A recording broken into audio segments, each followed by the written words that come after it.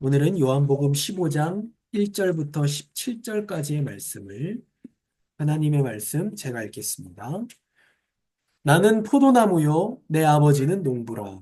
무릇 내게 붙어 있어 열매를 맺지 아니하는 가지는 아버지께서 그것을 제거해 버리시고 무릇 열매를 맺는 가지는 더 열매를 맺게 하려 하여 그것을 깨끗하게 하시느니라. 너희는 내가 일러준 말로 이미 깨끗하여졌으니 내 안에 거하라. 나도 너희 안에 거하리라. 가지가 포도나무에 붙어 있지 아니하면 스스로 열매를 맺을 수 없음 같이 너희도 내 안에 있지 아니하면 그러하리라. 나는 포도나무요 너희는 가지라. 그가 내 안에 내가 그 안에 거하면 사람이 열매를 많이 맺나니 나를 떠나서는 너희가 아무것도 할 수 없음이라. 사람이 내 안에 거하지 아니하면 가지처럼 밖에 버려져 마르나니 사람들이 그것들을 모아다가 불에 던져 사르느니라. 너희가 내 안에 거하고 내 말이 너희 안에 거하면 무엇이든지 원하는 대로 구하라. 그리하면 이루리라. 너희가 열매를 많이 맺으면 내 아버지께서 영광을 받으실 것이요 너희는 내 제자가 되리라. 아버지께서 나를 사랑하신 것 같이 나도 너희를 사랑하였으니 나의 사랑 안에 거하라. 내가 아버지의 계명을 지켜 그의 사랑 안에 거하는 것 같이 너희도 내 계명을 지키면 내 사랑 안에 거하리라. 내가 이것을 너희에게 이름은 내 기쁨이 너희 안에 있어 너희 기쁨을 충만하게 하려 함이라. 내 계명은 곧 내가 너희를 사랑한 것 같이 너희도 서로 사랑하라 하는 이것이니라. 사람이 친구를 위하여 자기 목숨을 버리면 이보다 더 큰 사랑이 없나니 너희는 내가 명하는 대로 행하면 곧 나의 친구라. 이제부터는 너희를 종이라 하지 아니하리니 종은 주인이 하는 것을 알지 못함이라. 너희를 친구라 하였노니 내가 내 아버지께 들은 것을 다 너희에게 알게 하였음이라. 너희가 나를 택한 것이 아니요 내가 너희를 택하여 세웠나니 이는 너희로 가서 열매를 맺게 하고 또 너희 열매가 항상 있게 하여 내 이름으로 아버지께 무엇을 구하든지 다 받게 하려 함이라. 내가 이것을 너희에게 명함은 너희로 서로 사랑하게 하려 함이라. 아멘. 하나님, 지금 이 시간 성령께서 우리 영혼과 마음 가운데에 빛을 비추사 하나님의 말씀을 알며 읽고 듣고 지키며 사모하여 더욱 사랑하는 자들이 되도록 빛을 비추어 주시옵소서. 예수님의 이름으로 기도합니다. 아멘.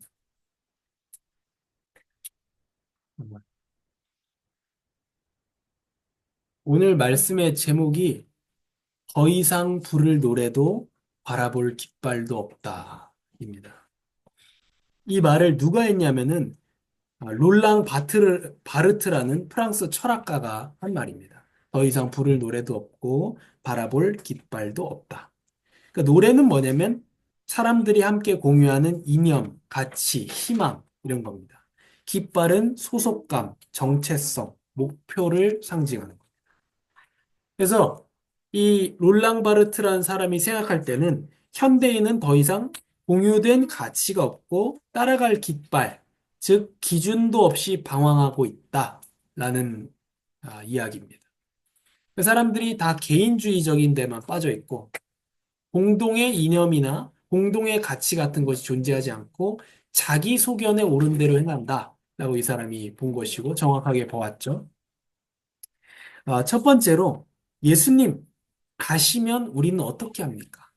이제 요한복음 13장, 14장, 15장, 16장, 17장 이렇게 길게 예수님의 말씀이 요한복음에 기록되어 있습니다. 엄청나게 많이 길게 예수님의 말씀이 이렇게 기록되어 있는데요. 이제 예수님의 마지막이 가까워 왔습니다. 어, 이게 성경이 동일한 구간을 동일한 시간으로 이렇게 나눈 게 아니기 때문에요. 요한복음 19장에 예수님께서 십자가에 달리시고 다 이루었다 이렇게 말씀하시죠. 그래서 요한복음 13장이면 아직 예수님 십자가 지시기까지 몇 년 남은 느낌인데 지금 최후의 만찬에서의 예수님의 말씀이 이렇게 길게 있는 겁니다. 그러니까 예수님께서 지금 십자가 지기 직전의 말씀이에요. 14장, 15장, 16장, 17장 다 예수님 십자가 지기 직전의 말씀들입니다. 그래서 6월절 만찬, 최후의 만찬으로 알려져 있는 그 십자가를 앞둔 마지막 밤에 하신 말씀이 요한복음 14장이고요.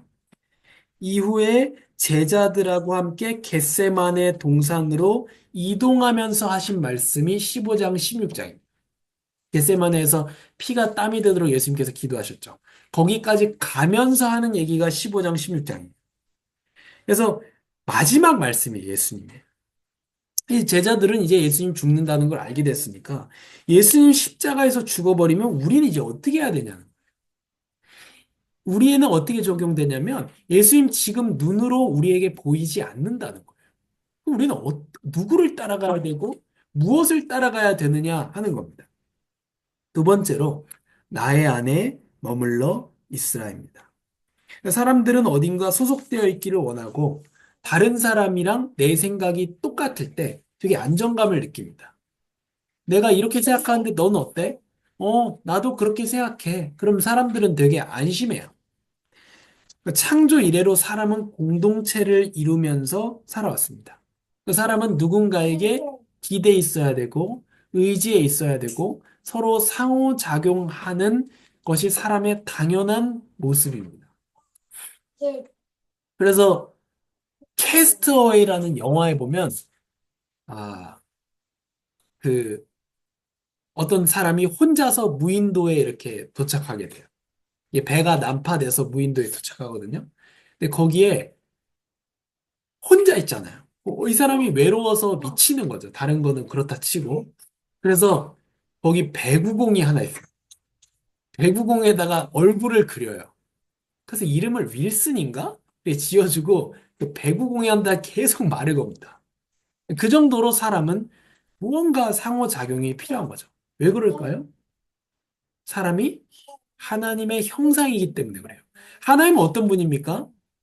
아, 이슬람에서의 하나님은 그들이 믿는 알라는 일위일체예요. 그러니까 독단이에요. 독단적이에요. 근데 우리가 믿는 하나님, 성삼위일체 성경의 하나님은요, 창조주 하나님은 삼위일체의 하나님이에요. 또 다른 어떤 종교의 신들은 여러 신들이 있어요. 다위다체 신이에요. 그러나 일체가 안 돼요. 그래서 연합이라는 게 없고 사랑이라는 게 없습니다. 그런데 삼위일체 하나님은 대상이 있고 교통이 있고 소통이 있고 그 안에 사랑이 있습니다. 그 형상으로 지음받은 사람이 서로 사랑하고자 하는 것이 당연한 거죠. 사람은 그런 존재입니다. 예수님은 나는 참 포도나무다 이렇게 했어요. 예수님 떠나시기 직전에 하신 말씀이 내가 포도나무다. 그래서 나의 안에 거해라. 너희는 가지다. 내가 나무고 너희는 가지니까 너희는 나한테 붙어 있으라. 머리이신 그리스도께 몸으로 교회가 성도가 붙어 있으라 하죠. 그게 뭡니까? 안 떠나겠다는 말이에요. 나의 안에 거하라는 게 뭐예요? 거할 수가 없는데 예수님께서 나의 안에 거하라고 하지 않는다는 거예요. 예수님께서 떠나시면서 육체적으로 떠나시면서 나의 안에 거하라 하신 말씀은 예수님께서 사실은 떠나지 않는다는 거예요. 육체로만 떠난다는 거예요. 예수님 지금 우리가 육신적으로 함께하고 있지는 않죠. 이때 제자들하고는 육체적으로도 함께하고 있습니다. 예수님 마태복음 28장에 승천하시면서 이렇게 말씀하십니다. 내가 너희와 항상 함께 하리라. 그거는 떠나지 않는다는 거죠. 그래서 나는 떠나지 않을 것이니 너희도 나를 떠나지 말라. 예수님께서 육체로는 우리를 떠나지만 우리를 떠나지 않는 방법이 세 가지입니다. 첫 번째로 아버지 우편에서 우리를 위하여 기도하시고요. 두 번째로 성령을 보내십니다. 그래서 예수님의 말씀을 알게 하시고 근데 성령께서 하시는 일은 예수님의 말씀을 생각나게 하는 일이에요. 예수님의 말씀을 깨닫게 하는 일이에요. 그래서 성령은 자기의 것으로 말하지 아니하고 예수님의 말씀 들은 것을 말한다 이렇게 말하고 있어요. 그래서 내가 성령으로부터 음성을 들었다. 이런 사람들은 다 이단입니다. 뭐 몰몬교라든지 다 그런 사람들 있죠. 뭐 JMS라든지 내가 뭐 성령이 뭐 오셔가지고 뭐 다 가짜입니다. 성령은 이렇게 말했다니까요. 너 성령께서 나한테 어디로 가라고 말씀하셨습니다. 다 사기입니다. 성령은 들은 것을 말한다 했어요. 예수님의 말씀을 기억나게 하는 것. 아, 내가 이런 상황 중에, 아, 그렇지. 예수님께서 이렇게 말씀하셨지. 그러니까 내가 꼭 왼쪽, 오른쪽, 내가 여기 살 것이냐, 저기 살 것이냐, 무당이 하는 거죠, 그거는. 그게 아니고, 내가, 아, 예수님께서 나한테 이런 원리로 살도록 말씀하셨지. 그거를 생각나게 하시는 것이 성령의 음성입니다. 우리가 말씀에 더 붙어 있어야 될 이유. 우리가 예수님 안에 거하고 예수님의 말씀이 우리 안에 있도록 말씀에 붙어 있어야 될 이유가 여기 있어요. 성령은 말씀을 생각나게 하시는 거기 때문에 말씀이 없으면 생각날 게 없다는 거예요. 그래서 우리가 말씀에 붙어 있는 게 중요합니다. 마지막으로 예수님께서 우리를 떠나지 않는 방법은 성도의 모든 원수를 갚으며 우리 계시록 같이 읽어봤었죠. 모든 눈물을 닦아주시며 모든 베일을 벗기려고 다시 오시고 교회를 완성하시고 우리가 참 평안과 슬픔도 없고 눈물도 없고 헤어짐도 없는 그런 기쁨을 누리도록 예수님께서 다시 오십니다. 그게 예수님께서 우리와 함께 하시는 방법 세 가지인데요. 목숨을 준 친구입니다. 예수님은 나는 너희의 친구다. 이렇게 말씀하셨어요. 가장 큰 사랑이 뭘까요? 가장 큰 사랑? 여기 있습니다. 친구를 위해서 목숨을 주는 사랑이 가장 큰 사랑입니다. 한국 사람이 일본에서 그 지하철에 누가 빠졌죠. 근데 한국 청년이 들어가서 그 사람을 꺼내고 자기는 죽고, 안 죽었나요? 죽었죠. 네, 죽었죠. 그게 성경에서 말하는 최고의 사랑이에요. 다른 사람의 생명을 구하고 나는 죽는 것. 그 뭐가 생각납니까? 예수님이 우리의 생명을 구하고 죽으셨죠. 그래서 이 사랑을 아는 사람은 나의 친구라고 얘기할 수 있다는 거예요. 내가 너희를 위해서 죽은 그 생명을 살리고 죽은 친구다. 너희가 다른 사람을 사랑할 수 있다면, 다른 사람을 위해서 생명을 줄 정도로 사랑할 수 있다면, 너희야말로 진정으로 나의 친구라고 말할 수 있지 않겠냐. 이 말씀입니다. 여기 요한복음 15장에 좀 긴장하게 되는 그런 말이 나옵니다. 2절에요. 무릇 내게 붙어 있어 열매를 맺지 아니하는 가지는 잘라가지고 불에 던져버린다. 이게 참 예수님께 붙어 있는데 열매를 맺지 않는다. 이게 무슨 말일까요? 명목상신자입니다. 이 사람은 사실은 안 붙어 있는 사람이에요. 붙어 있는 것처럼 보이는 열매 없는 교인입니다. 예수님에게 붙어 있는 사람은 반드시 열매를 맺게 되어 있습니다. 그게 성경의 증언이죠. 시편 1편에서도 말하고 있는 겁니다.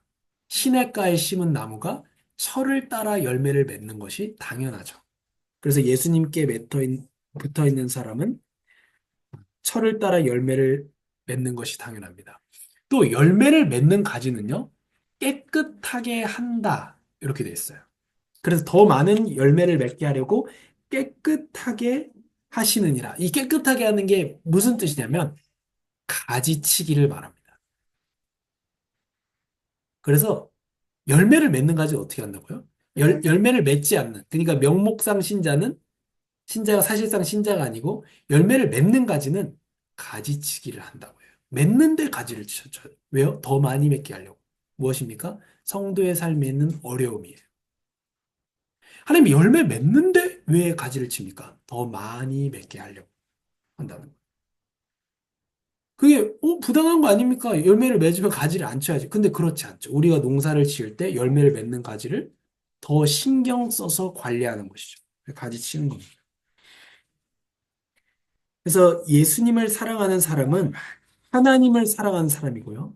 요한복음에 계속 말하는 겁니다.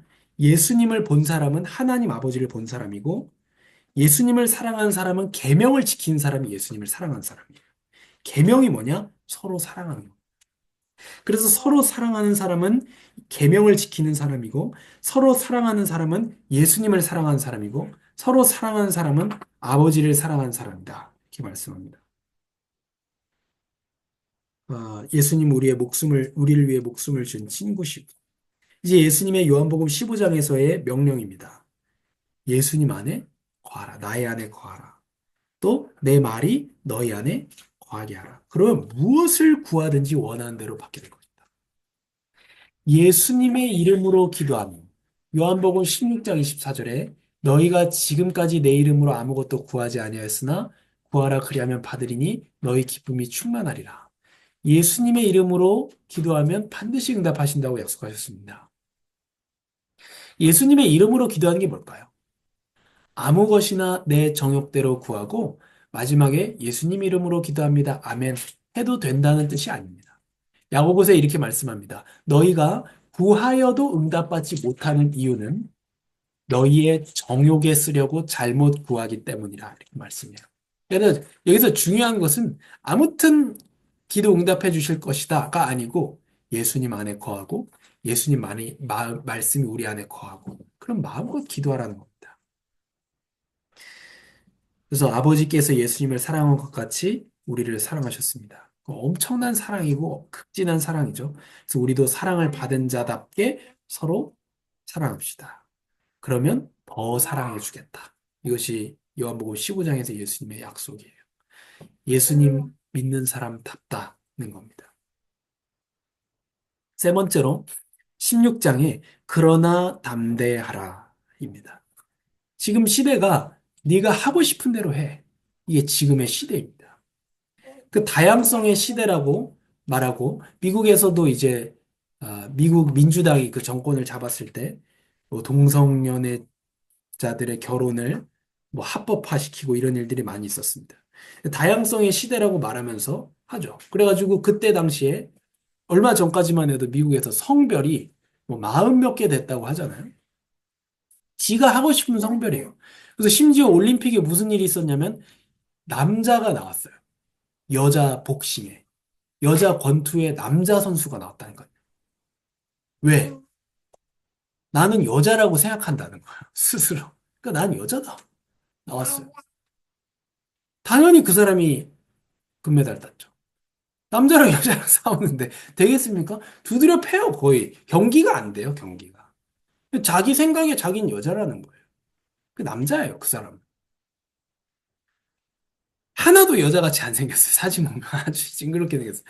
근데 지금 기준 없는 다양성이 그런 겁니다. 혼란과 잡다함이죠. 분열과 산만함입니다.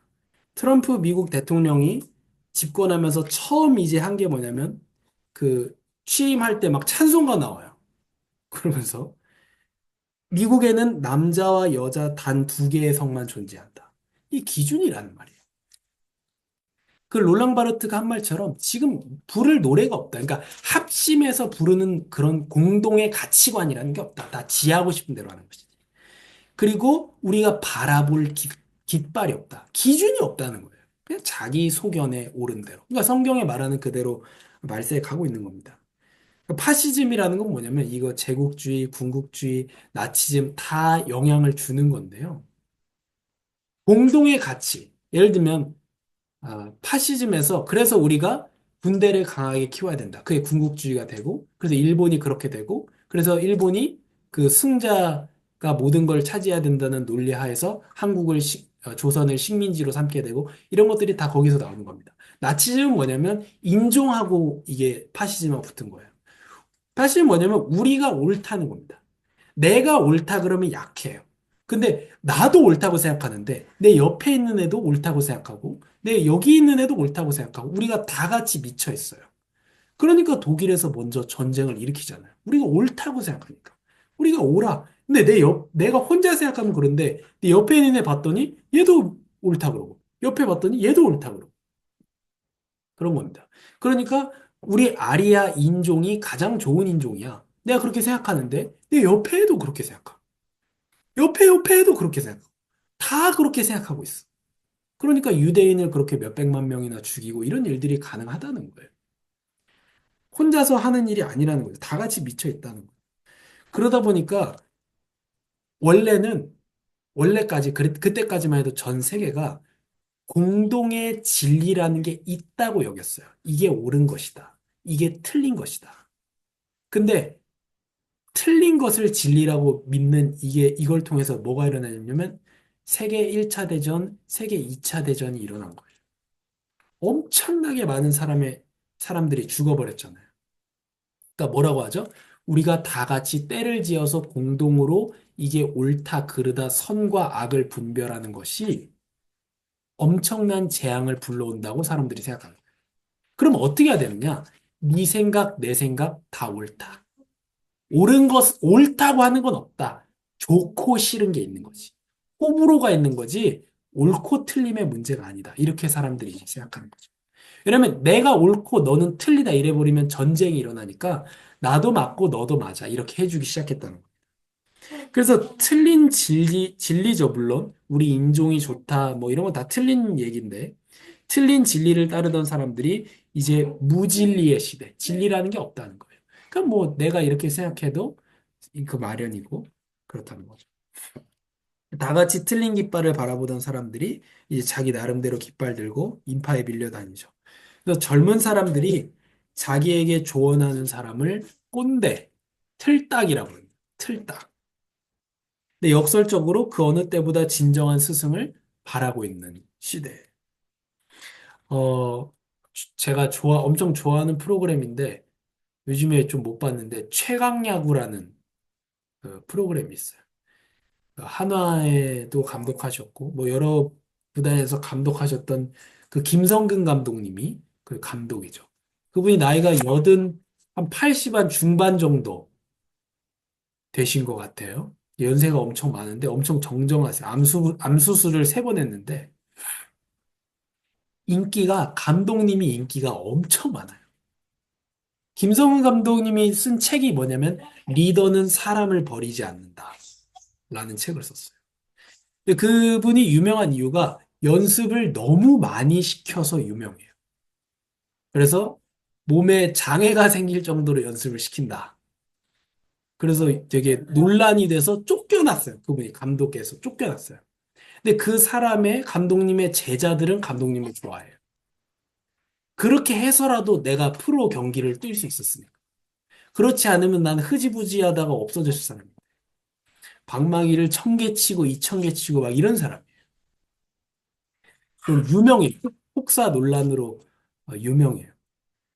근데 그분이 나와서 요즘에 책도 쓰고 강연도 하고 하시는데 뭘 얘기하냐? 내가 왜 그렇게 애들을 잡았고 새벽부터 깨워가지고 막 도망갔대. 다 도망갔대, 선수들이. 너무 힘들게 해가지고. 왜 그렇게 했느냐? 버리지 않기 위해서. 나는 프로니까 너 못해? 너 잘라. 새로 뽑아. 나는 그만이라는.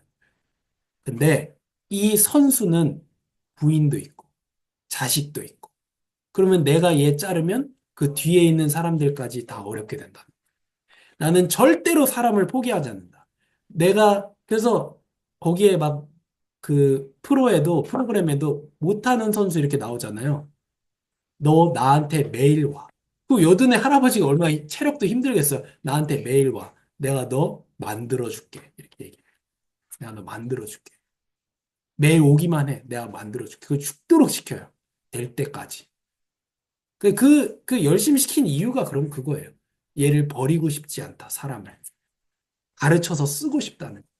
그러니까 사람들이 엄청 좋아합니다, 김성근 감독. 저도 되게 좋아해요. 팬이에요.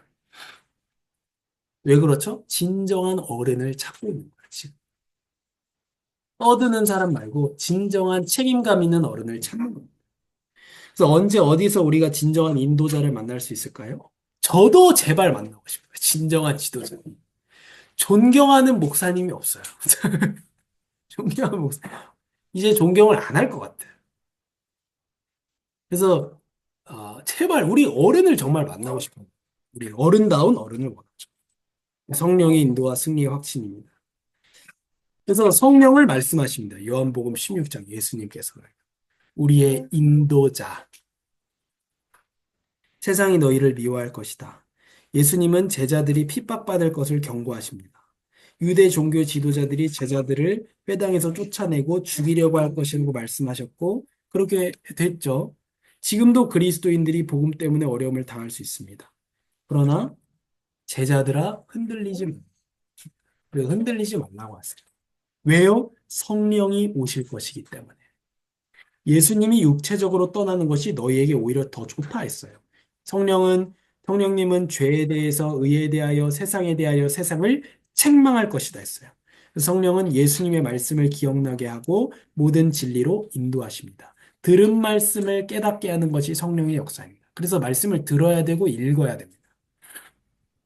성령께서는 예수님을 믿지 않는 죄에서 벗어나도록 책망하세요. 죄에 대하여 성령께서 책망하신다.